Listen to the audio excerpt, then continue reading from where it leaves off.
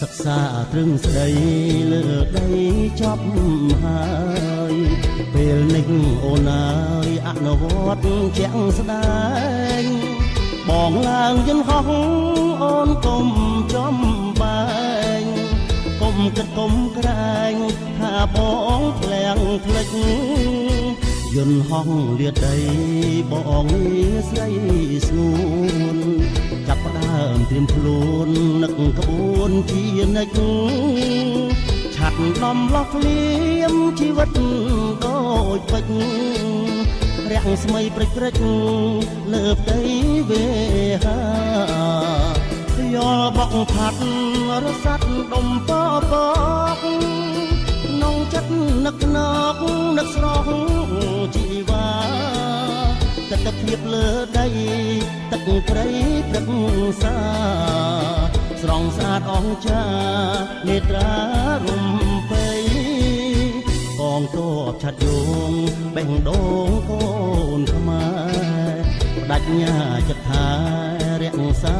ទឹកដីខិតខំវឹកវើពង្រឹងស្មារតីគោរពវិន័យនិងបទបញ្ជា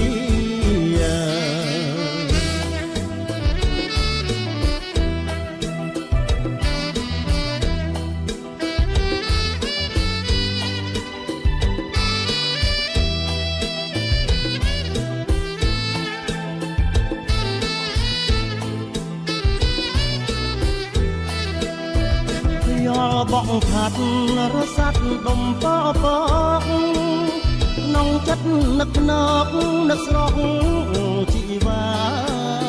ទិដ្ឋភាពលើដីទឹកព្រៃព្រឹកសាស្រង់ស្អាតអង្ចានេត្រារំពៃកងទ័ពឆាត់យងបេះដូងកូ